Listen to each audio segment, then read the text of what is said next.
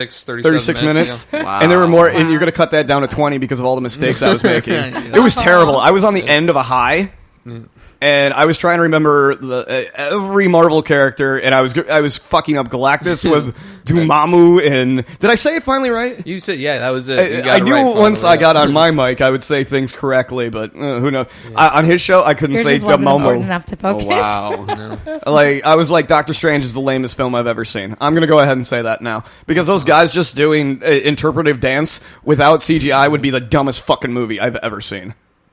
Yeah. Without all the nice little light show in front of them, and that's the comic book is a lot better. Like the original comic book, like before they nerfed his power, because before Doctor Strange, right? Yes. He used to be unstoppable. He had power, like he beat Galactus, and there's this one kid who was a fucking realm builder, and he was actually had the power to lock him away, and that's how powerful Doctor Strange was. Like, he could do fucking everything. Yeah. And what I was kind of curious about, going back, we literally talked about Endgame for a good 20 minutes in your episode. The one thing that I want to remember, I want to throw out there was one of my other conspiracy theories, is if Doctor Strange was able to put whatever his fucking name is, the evil, greedy planet that was trying to eat other planets.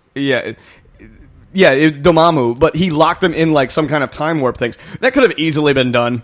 I mean, you're Doctor Strange. You can make Thanos literally disappear. But the MCU is a lot different than than the actual Marvel comics. The MCU, they have to kind of there's an interpretation difference. Yeah, because they have to make a movie. Yeah. They just can't make, because the real Infinity. Oh, sorry. Oh no, it's fine. I was just saying also, like, I think what's important to remember too is, like, a lot of times when people have responsibility or powers, we think, oh, well, we know best, but we haven't seen it in their shoes. And so my interpretation was always that when, Doctor Strange told Tony he saw the future every single possible way, but there was only one way that we could win. And so it included Ant-Man going up Thanos' ass.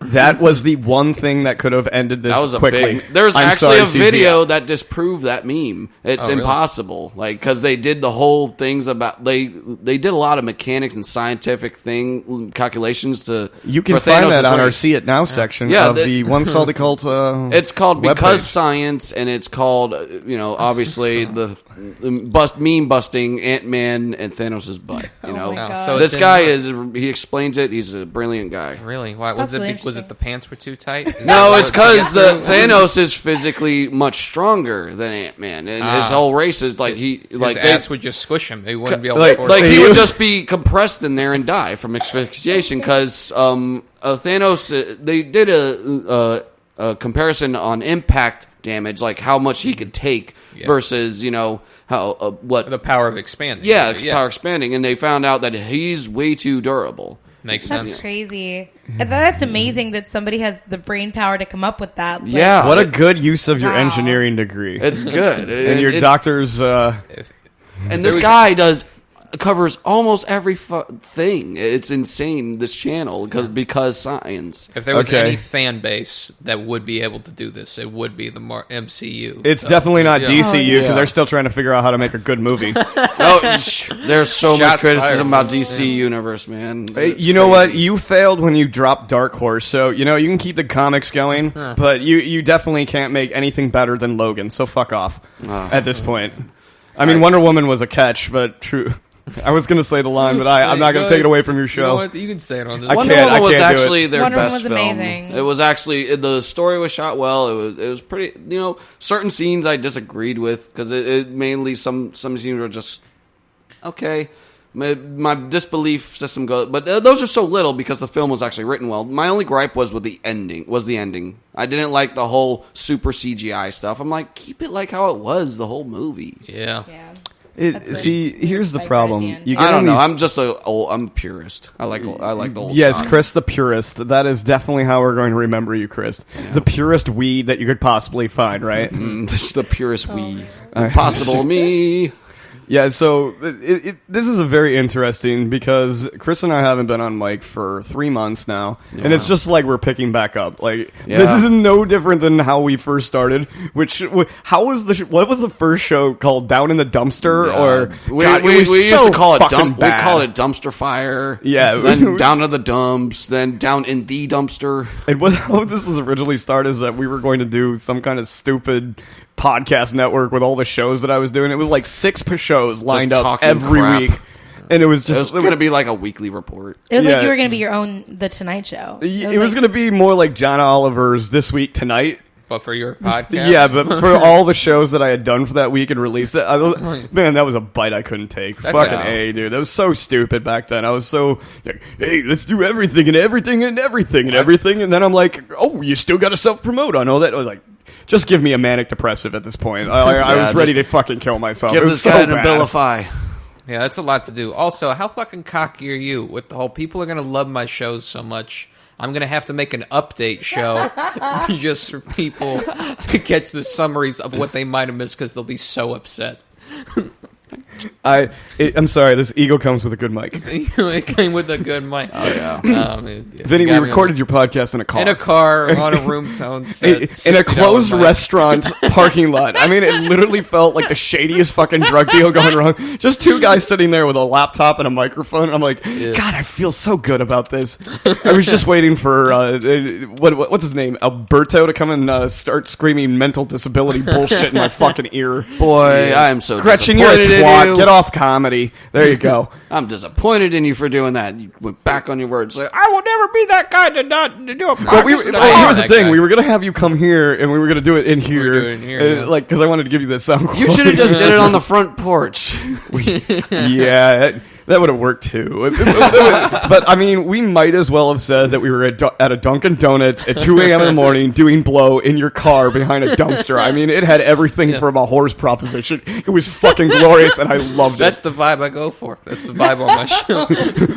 You're just wondering what the hell we're doing. It was so much fun. Cece, have you been on Vinny's podcast yet in his car? I have not. You guys can go record when I drop you guys off. I mean, Vinny can record anywhere. We'll do it in a McDonald's drive-through line. You can change the venue, change the sleaziest venues. You can just go to dancers and can record being strippers and shit. I'm happy. I'm not paying for your time. I want you on my show. I'm happy to say I've only done that one time. I only recorded outside one time, but it was so funny. It was too. And Chris was holding his microphone. He has a condenser microphone, and the wind was so fucking blowing windy, man. So bad. Yeah. Dude, it was bad. It was outside the Dolly Museum at St. Pete, and me and really? Fucking Kyle are just the whole thing is you're the interviewee's allowed to be late. You're not, so we're waiting there 2.5 hours, which is good because I'm fighting this weather, and every time I have my stand, it's just almost slams. What Chris just did is he pushed his mic stand. Yeah, I did. Mic stand down as if wind was pushing through it. Continue, please, sir. Thank you, Aaron. That was very. I know. This is my salty it's Aaron like voice. He's an interviewee and a Foley. Yes. It's descriptive audio. So, yes. This is the moment I'm going to use for the demo tape for all the voiceover work.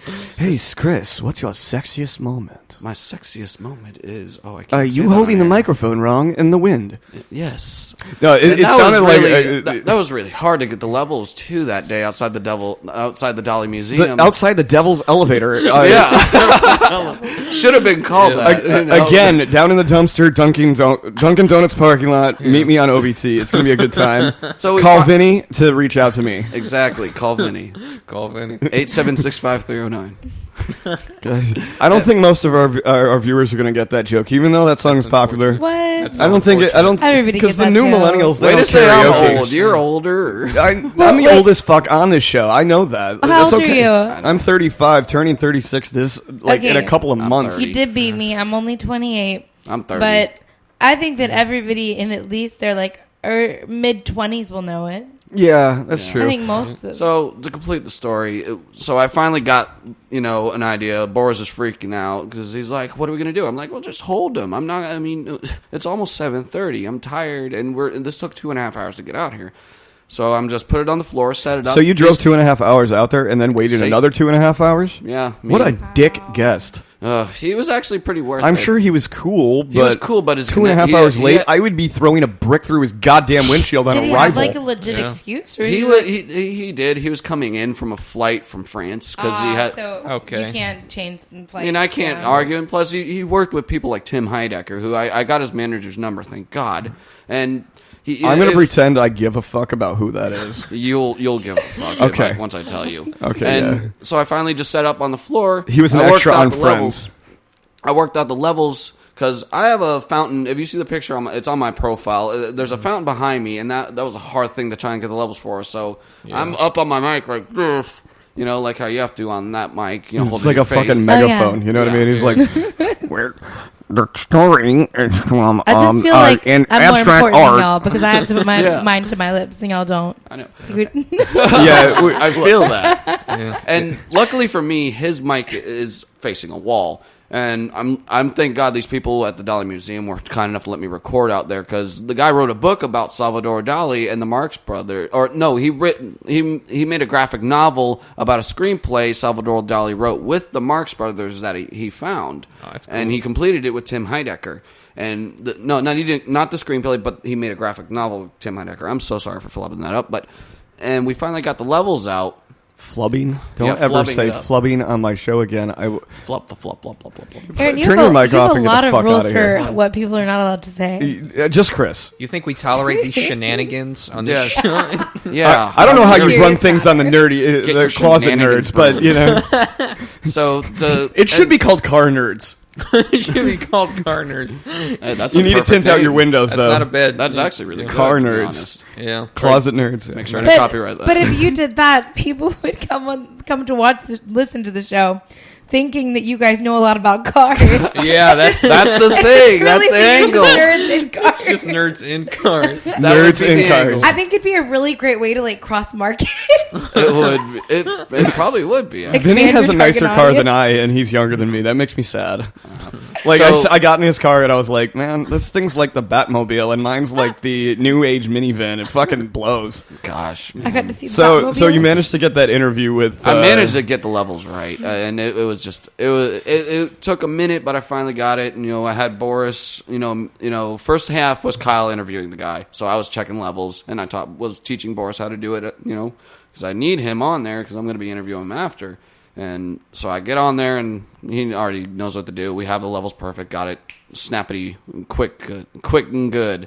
I said snappity yes. But thank you to the Dali Museum, by the way. Yeah, because sponsor there's us, totally please do. there's totally going to be a Salvador Dali call a podcast, one salty cult. Yeah. that you interviewed a dude a few months back. Like they're gonna be like, oh, we totally know that this is the most legit deal ever.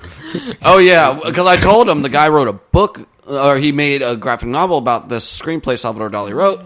And they just like, okay, it's fine. As long we're just wondering what you're doing because there's a party going on, and there was. You know what? If the Salvador Dali Museum really cared, they would have put you up in one of the fucking closets to let you record. Someone who they probably sell their book of. I bet that they're like. I bet that writer is like, I don't know why the fuck we're recording outside. I want to be inside. And I mean, I could smell the fucking turpentine, but at least you could hear me. You know what I mean? And it doesn't sound like a New York fucking subway.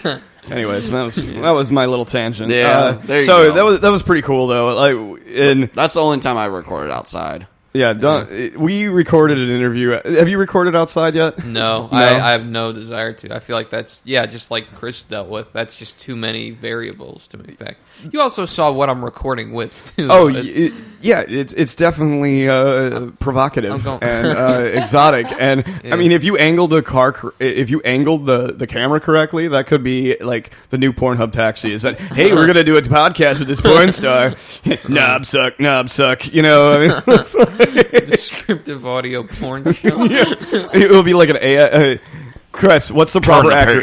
If you know what to do, but you don't know what to say. That sounded very British. I liked it. I feel like we Cece the Brit is now here. Yes, she likes to pop in and host shows sometimes. Throw out titles. That's about it. I knew she was an improv artist, so I wanted to see how British she could actually be. Now give me a Welsh woman.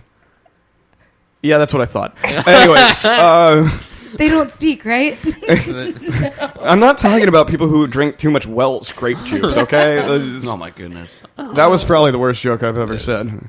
Anyways, let's turn this podcast around. All right. Alrighty. So, we've been off mic for quite a while, and a lot of weird shit has happened to us. Chris is now a public image in Florida. Yeah. When we were starting this, I was teaching him how to tie his shoes, and, in podcasting. Well, at least you're not